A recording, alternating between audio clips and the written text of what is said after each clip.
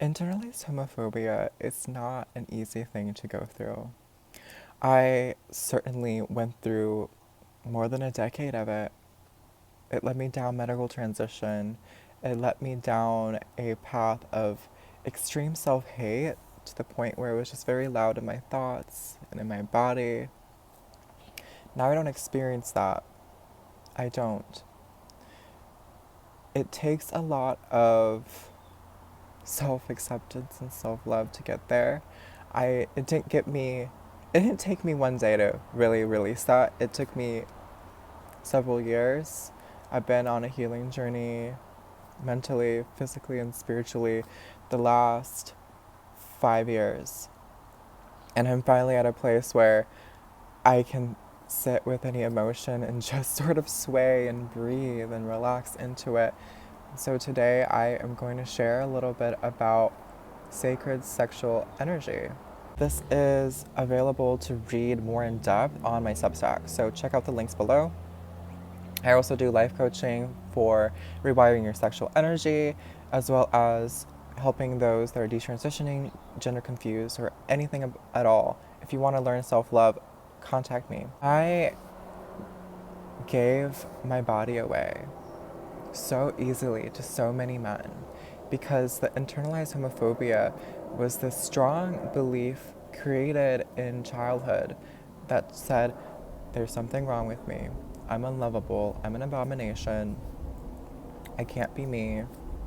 Being feminine and gay is wrong. And so those beliefs, coupled with emotions that were shame, sadness, anger, guilt, all those things were mixed in together, created this lovely cocktail of poison and distorted my identity to the point where my wounds believed, that by sleeping and opening myself up to any man, opening my palms up to any man, and giving my body away in hopes, in craving, the desire to hopefully be loved by this man, hopefully by giving my body away, by just giving my sexual energy away to this guy, I would completely be loved by him. Because that's all I ever wanted, was to be loved by somebody, to be loved by a masculine energy, to be loved by a man. So the normalization of gay hookup culture was so toxic. The moment I whispered the words to friends, I'm gay, this was probably early high school, telling them I'm gay, and then coming out sort of opened this gate to the idea that, oh, I can start to hook up with people now. I can start giving my love away. I can start giving my body away. I can start finding guys that will love me because I can't love myself. I'm not lovable. I want somebody to prove that I am lovable to me. So that rampage, that sort of social pop culture norm that hooking up is normal, created this belief that I'm not sacred. It really strengthened my disconnection and disassociation from God or unconditional love, whatever you want to call that. So, lust took over. I was completely going berserk and on a rampage to message men online, texting them, going on Grindr at 17 and losing my virginity to a 27-year-old, as if as if I was not sacred. My sacredness was not even a thing I considered. I didn't believe I was worthy of holiness. I didn't believe I was part of God. I didn't believe that I was unconditional love. I didn't believe my holiness. So obviously, when you are riddled with wounds, when your mind is so disconnected from love, and there's just so much hate, obviously you're going to turn to something that's addictive. And sex became an addiction for me. I've hooked up with, in the past, my wounds would take over and I would hook up with so many men. So many. I'm surprised I never got an STD. Truly. Because I just would hook up with so many men. I would go into their cars and do things to them. They'd do things to me. I'd let people come over to my house and, again, do the whole shebang. And I just didn't care. Because the wounds were so in control of my mind and body that nothing else mattered. So the normalization disassociated me from what actually sexual energy is. Because puberty is so important. This is why puberty is so important. And the fact that these politicians, celebrities, Kamala Harris are saying that puberty blockers is life-saving care. There's trans genocide happening. That's crap, because puberty allows our bodies and humans to mature sexually to reproduce. And reproduction is the ability to create, our creative energy. So when we don't develop that, when we don't develop our natural, when the body isn't allowed to naturally develop in the way it's supposed to, it's going to create so much disharmony in the body to the point where creativity, connection with God is going to be harder.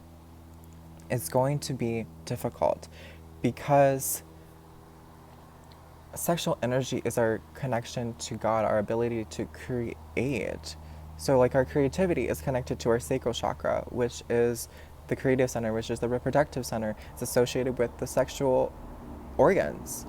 So take that away, and our ability to create a life that we desire is going to be that much harder. It's going to be that much harder. When I was trans, my sex drive was gone. My desire to live was basically gone. It was very hard to maintain my ability to create a life that was aligned with me. So imagine that be taken away from children, and telling them, let's put you on puberty blockers, keep your puberty at bay so that you can maintain your passability, so you can pass as an adult. It's inhumane. It is undivine. It is so far from divinity. It's so perverted.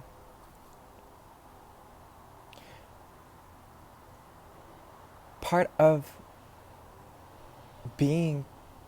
having sexual energy is being able to create, right? So our connection to God. So parents are stripping away that divine right to create, to procreate, to co-create with the universe.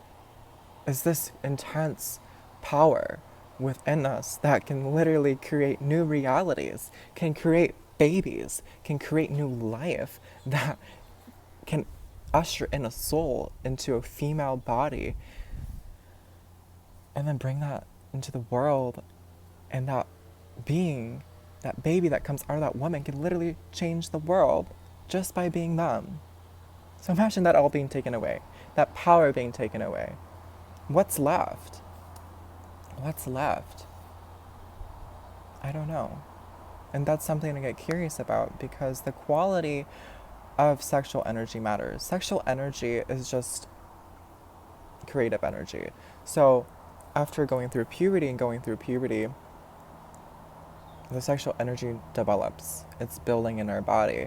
And when we're not properly taught how to use it, and this is something I had to learn and experience with myself, by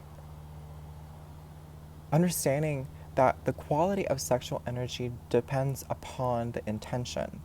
So my intention to have sex with all these men came from a wounded place. It came from the belief that there's something wrong with me, I'm unlovable, blah, blah, blah, blah, blah, which were all untrue. But you see, it's connected to this devil card in tarot, where it's this deception or this own personal prison that you create for yourself, that you chain to these wounded beliefs. There's like a chain there in the tarot, in the devil card in tarot. there's these two people that have chains around their neck that are held by the devil. And the devil is representative of restriction. And basically, it's like restricting your own mind from living the life you truly desire. And the funny thing is, the chain around these people in the card is super loose. It's so loose. They can just take it off whenever they want to, but they choose to stay there because it's easier. They choose because they don't realize they have a choice. They've forgotten that they have a choice, that they can move beyond the pain and suffering that they're experiencing. So in the same way, the gay hookup culture, this is no judgment, by the way, mainly run by addiction, mainly run by wounded beliefs, because let's face it, the gay culture has so much wounding from the last few hundred years. And sure, maybe it's more mainstream now to accept gay people, to show gay people on TV and see gay couples walking around, but that doesn't change the fact that on the collective unconscious, that gay people haven't healed that. I'm still healing that. So if that's still existing, and because it exists, it's manifesting in addiction, in hookup culture, in drugs, and all these drag queens sexually assaulting other people. It's became a perversion because we have gone so far away from divinity. There's this quote by Rudolf Steiner that I don't know word for word, but it's in the Substack that I created that's associated with this video. Steiner says that if we do not develop within ourselves this deeply rooted feeling that there is something higher than ourselves, we shall never find the strength to evolve to something higher. Intentionally using your sexual energy from a place of your heart and divinity is through discernment. And it is through realizing that your connection to God is the most holiest thing you can experience on earth. And through that, honoring your sexual energy means not sleeping with so many people like I did. And it's no judgment to those people that do and that still do, because it's a process to unlearn your ways of being. For me, it started with reflecting, how do I want to use my sexual energy? Do I create love or destroy with my sexual energy? Because sexual energy does have the power to destroy or create love. The destruction for me was allowing the wounded beliefs to lead me down the path and maintain that belief that there's something wrong with me, and so much shame in my body. So these emotions were intermingled with the sexual energy. Now it is all about creating boundaries, saying no to men that don't deserve my energy. I don't kiss men on the first date. I don't sleep with men. I finally came up with the phrase that I am saving myself for someone special because I am special. I never realized how special I am. Sure, everybody's special. Everybody is. But saving myself for someone special is important. And I feel like there is something about religion where you save yourself for marriage. And that can be an extreme form. But for me, I am holding myself, to honor my sexual energy is to come back to my heart and realize that my sexual energy is to be used divinely. And it takes time to heal my sexual energy. That's why I practice my sexual energy with myself. And I'll talk about that in a different video. Because it is a process to heal your sexual energy. And it's possible. It's totally possible because the body and the mind are so open to be rewired. It's so used to routine and habits and behaviors.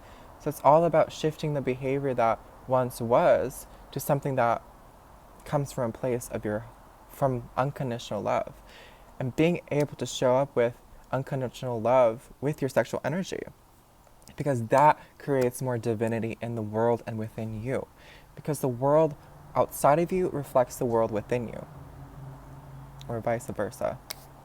I'm sure this isn't going to be the only time I talk about sexual energy, so I can expand more upon it later. Right now, this is all I have. So have a good one.